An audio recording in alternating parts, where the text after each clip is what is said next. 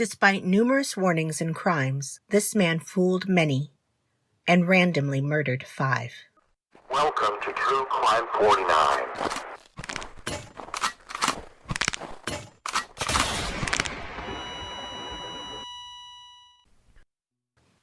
In the territory of Alaska, many people applied for the homesteads.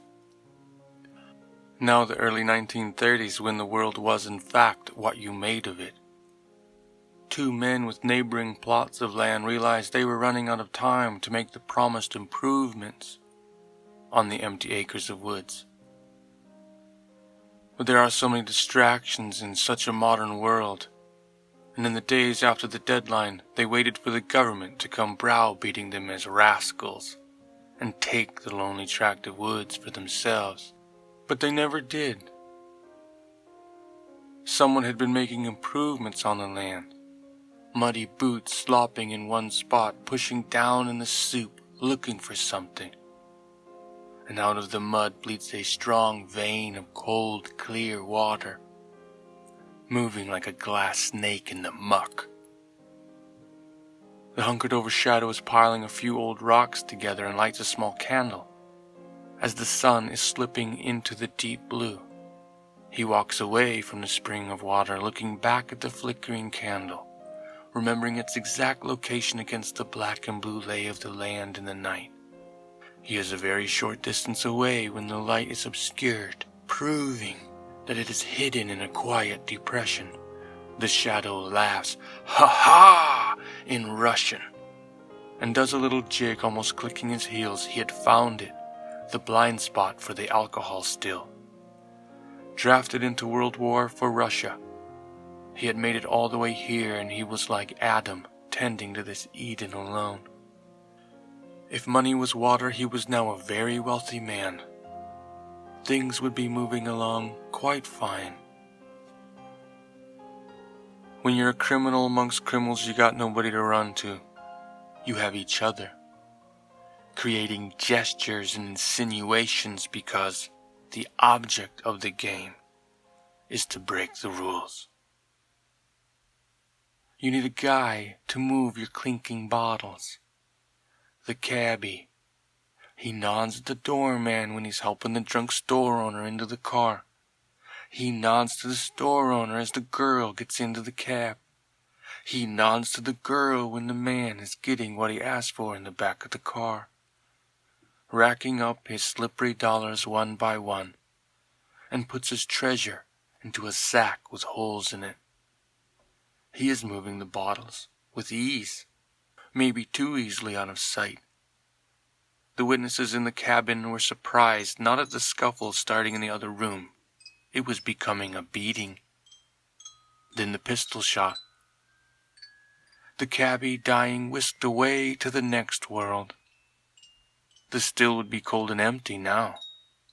The streets had dubbed him the Russian Jack, but it had all slipped away, and the fat cats chuckling as they finally raked in all the chips, while Russian Jack watched from the jail cell bars. The city had her for a while, sliding in their survey stakes for the first cut. They lied to us again, shamelessly unveiling World War II. Are we really that ridiculous? The War Department sequestered her for his own harem. Those tender springs were the justification. It was over before they knew it. She was untouched, thankfully, and the powers that be, out of boredom or witchcraft, decided to use those pure springs of life, and brought in convicts, and cleared potato and cabbage lanes, and grew rumply carrots. Drunken in public makes a 4-week servant, growing food for the penal system on the little prison farm, smearing their own muddy boots into this perverted little Eden.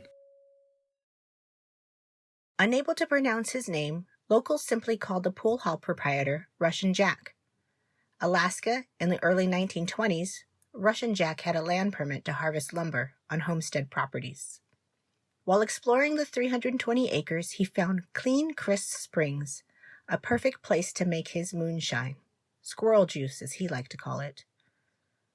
His pool hall was known for women and booze. By 1933, Alaska was no longer dry, prohibition a thing of the past, and Russian Jack, now a carpenter living in downtown Anchorage. 5 years later, he would overstay his welcome at a lady's home and be thoroughly thrashed by Milton Hamilton, a taxi driver who bloodied his face and busted out a couple of Russian Jack's teeth.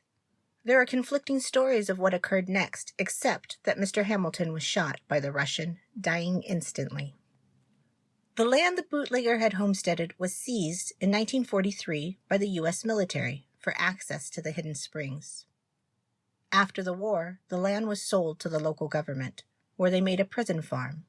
The farm had used no fences and minimum security for predominantly drunkards to serve out their 30 or 60-day sentences. In 1958, the multi-use land, no longer holding the prison farm, had developed Nordic ski trails, a Girl Scout day camp with future ideas of developing a glamour spot, adding botanical gardens, camper parks, and a golf course. At Russian Jack Springs Park and Golf Course, around holes 7, 8, and 9, is where prisoners once grew potatoes from bootlegger springs. The world and all of the stuff we see is old. In fact, so are we. But when it is our turn and we have this time beneath the sun, it's easy for us to wake up from this genetic slumber and walk around claiming eyes on your new world. Your great-great-grandmother's deeds completely forgotten and washed away. She had knelt praying and crying for you. Plenty of time to look into the future back then. Each time when it's our turn, we take color-chrome snapshots in our mind and we try to keep them for as long as we can. This beautiful thing we see on the lens every once in a while, it sprays out a rainbow. And sometimes a very dark hole. Waking into this world, he already despised it. The noisy little lambs always laughed and they could swerve all together at once, the signals they must share. And they would give each other such soft, tender nuzzlings, he was always forgotten. He'd learned to play his part, never learning to love it. We can wash ourselves and arrange our closet and our face, and walk out each morning new in this time beneath the sun. But the ever eye still sees you and your grandma the same. It sees the blood on his shoes. Spurts had sprayed up on the leg quite far, a couple of times, stomping. Long washed away in this world. His hands coated in devious wax, and his mind windblown, the coarse sandstorms of fantasies and scenarios, having worn down the human to a nub. This man is standing in the bicycle shop. His costume is not quite perfect, but people are supposed to be polite, sweep little things under the rug. And in the age of Sir Richard Simmons, they unveiled the McRib. He was standing looking at the bike when the salesman came up. The man knew exactly which bike he wanted. He was staring at it. He was very specific. He insisted on the cargo basket and the bell next to his thumb, the heavy lock cable and the momentum of the sale. When the tempo demanded it, the salesman says the price and lifted his hand above the till like a turkey. Head, beak, eyes locked on the double-wide button labeled cash sale. When the guy pulled out the money, the salesman raised his eyebrows. This guy had swerved on him. It felt odd. The sales clerk made sure that he had the man's full name on the receipt and filed it securely. Who knows? Could get stolen. That blue pearl bike is beautiful.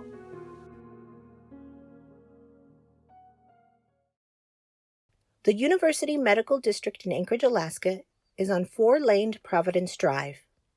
2 universities, hospitals, doctor's offices, and a library if you take a left on UAA Drive, with Alaska Psychiatric Institute, 2900 Providence Drive, and McLaughlin Youth Center to the right.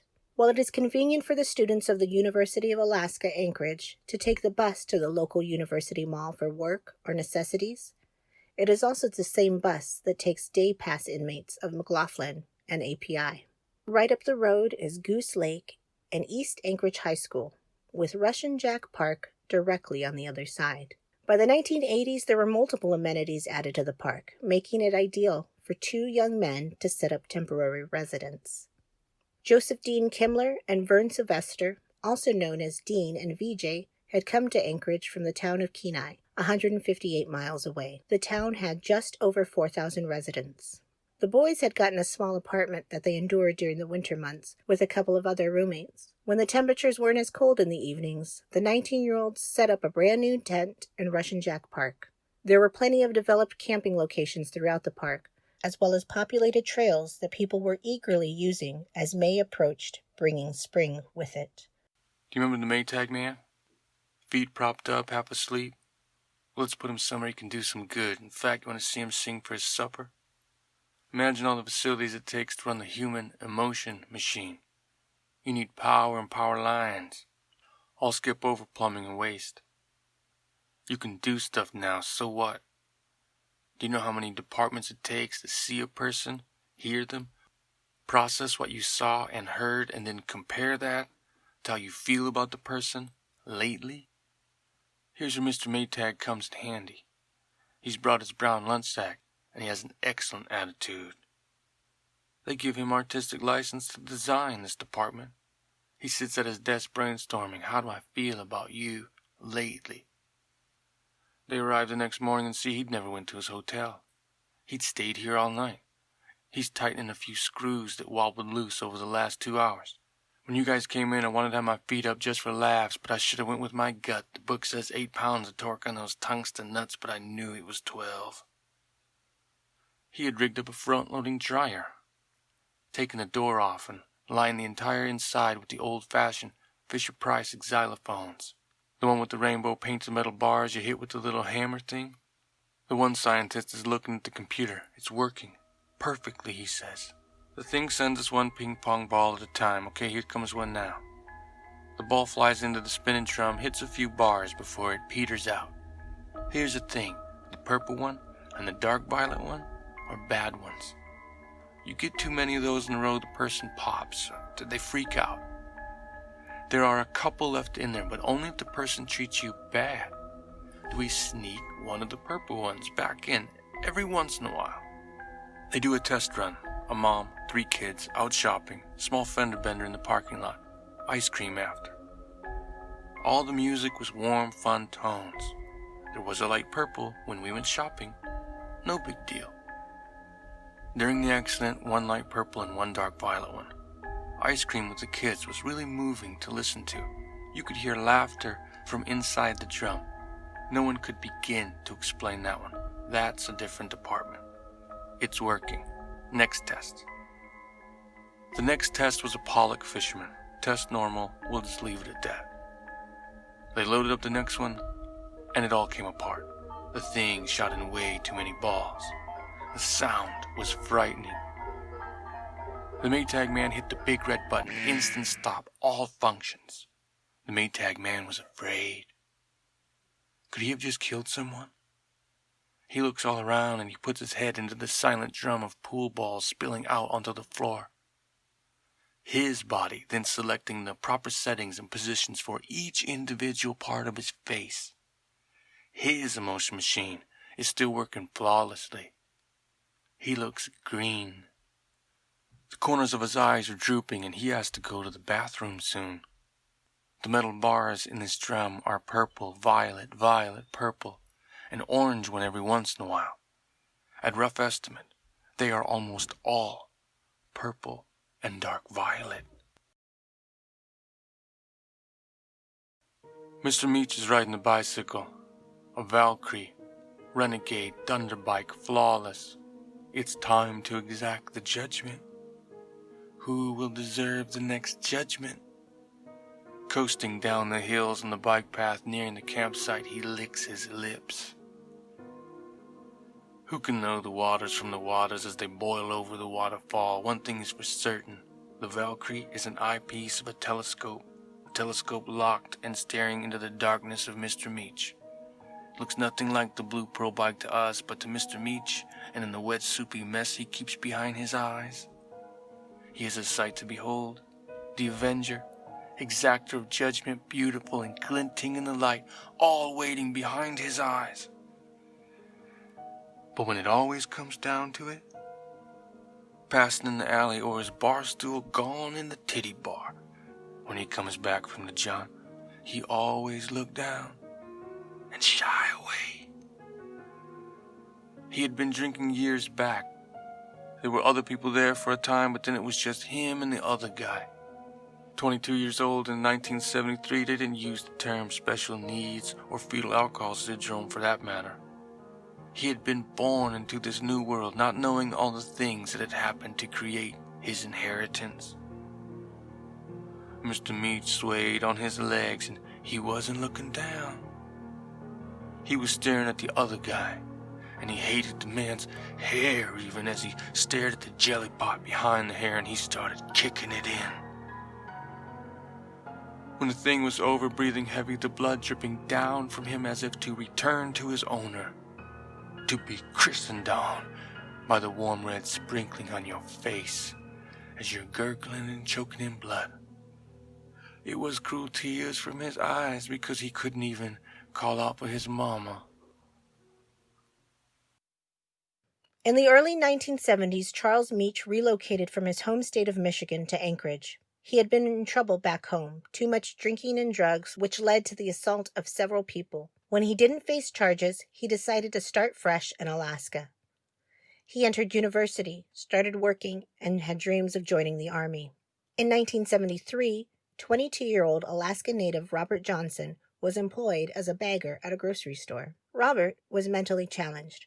Working and having a little more freedom was a big step for him. His body was found at Earthquake Park, so brutalized it was hard to determine what caused his injuries. Meach confessed to the authorities when questioned, saying he was intoxicated. He didn't like the kid.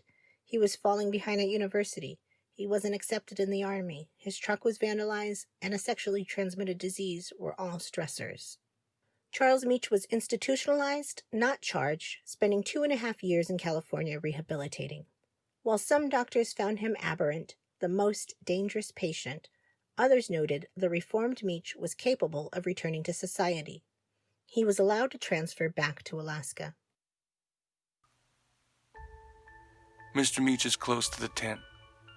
At this point, his heart is fast but very steady, and for that moment he's getting one ping ball at a time perfectly with every heartbeat. He runs to the tent, and he unzips and rips away the flimsy, silky fabric, and he scrambles in, his legs oafish, coming in after him. Institution in the nervous hospital, they find a lot of things in the bed sheets. After a while, you can let your eyes sweep over almost anything, and you didn't really see it. They found his papers. He had made a tutorial on how the law was structured and how to get off on murder, on insanity, and how miraculously you can be healed once you are in the nervous hospital. He scrambles in and he's digging through the stuff of a voyeur's treasure. The 19-year-old man was surprised when he heard noises from inside the tent, and they locked eyes, and he froze. Meach looked at him and did nothing. But when the young man turned his head toward the invisible goat trail towards his friends, Mr. Meach shot him in the back of the head. He already knew about the trail. He'd been watching every chance he could get. He's off the charts now. Sublime. He feels he's floating faster towards the other one now. He's running up the trail, his friend now coming down to help, whatever it is. And Mr. Meach made no impression. Running away from a gunshot, he turned as they passed each other. Sometimes it stings to be that clever. And shot the man in the back of the head as he was running down to help his friend. He is running faster now. He can't believe it. Through the trail, each step feels like forever. He is in fast motion. And he first sees a glimpse of honeysuckle through the sticks. Rachel Phillips and Sabrina Imlek were 16-year-olds and best friends. Sabrina's grandparents, devoted to the growing town of Anchorage, started Arc of Anchorage, a special needs resource, as well as devoting many hours to the homeless through Bean's Cafe, or Brother Francis shelter. She was even voted Homemaker of the Year in 1954 for being able to feed her 15 children, and just about everybody else. Sabrina's mother, one of the 15 children, would have cancer shortly after giving birth, and Sabrina would be an only child. Rachel was as close as a sibling as she had. When Sabrina's 17th birthday arrived, the parents had agreed to let the girls go to the movies with VJ and Dean. The Imlicks had let the boys stay at their property for a few days, but the devoted Catholic home and the antics of the young men weren't a good match. Dean and VJ arrived to pick up the girls for their birthday movie date. As the temperatures dropped, the 4 teens stopped by the tent to pick up a couple of jackets. The salesman at the bicycle shop heard the door chime. Amped up with the sale, chomping his gum and cracking his knuckles, he winks at the bikini girl on the counter, about to round the corner. Calm face, unassuming eyes, love them in. It's a bull cop. He stutters while he loads up the right character, switching from thirsty hunting grounds to hiding in plain sight. It's a perfect delivery. The cop chuckles. There's a hidden compliment slipped under the strip of bacon in the appetizer.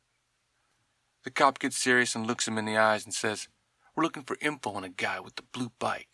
It's got a few features that might be..." The salesman lifts up his finger in the cop's face. He turns, looking away, immediately into the drawer, divines the exact location of the card he wanted. It is instantly before his face, and he is reading the stuff of the receipt. 27-inch frame, heavy lock cable, basket with a flap, dinger bell next to the thumb, blue pearl. Now the cop almost stutters. "I got his address. He lives at 2900 Providence Drive." The Anchorage staff granted Meach day passes to resume his college studies and get a job. He worked at Sears, scoring very well in many categories, including mental stability. It seems like this was the turnaround. He recited poetry and had an active Merrill Lynch portfolio. But while jogging on the university track, he noted to a woman that running was thrilling like robbing a bank or raping a woman, adding, "I've never robbed a bank." He is moving through time like honey. Running feet, pop, running feet, pop. You could hear it coming up through the trees in the Russian Jack. When they saw him coming into view, he was running straight, sometimes on a trail, sometimes not, perfectly straight, towards the 2 girls. They were only 16 years old. Perfect from the distance of his hiding spot. Oh, he'd watched. But he had a very specific way he wants things done.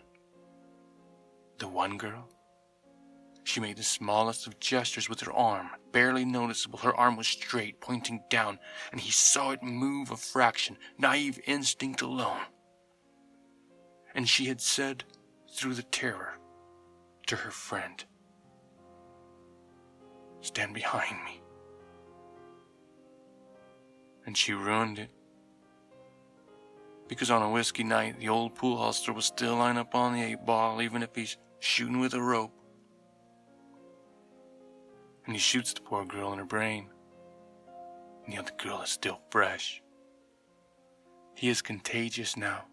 Her ping balls are drowning in dark violet, and he sees it in her eyes from an arm's length, clear and then blurry, clear and then blurry.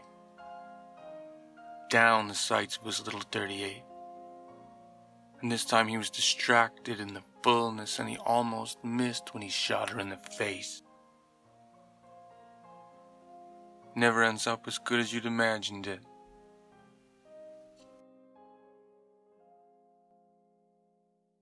Charles Meach murdered Dean Kimler, VJ Sylvester, Rachel Phillips, and Sabrina Imlek. By the end of 1982, Meach was sentenced to 396 years in prison. Similar to the manual Dante DeVoe wrote, Meach wrote a paper called How to Survive a Multidisciplinary Meeting, detailing how to con the institutional professionals, which prompted Governor Jay Hammond to request revisions to mental illness laws. Instead of not guilty because of mental disease or illness, the Alaska law now states guilty but mentally ill. If deemed healthy, the inmate will serve their sentence in prison. As for Russian Jack Springs, there have been multiple unrelated murders and assaults throughout the glamour spot. The most recent being of a 56-year-old man that was discovered at his campsite deceased with traumatic injuries. The case is open and ongoing.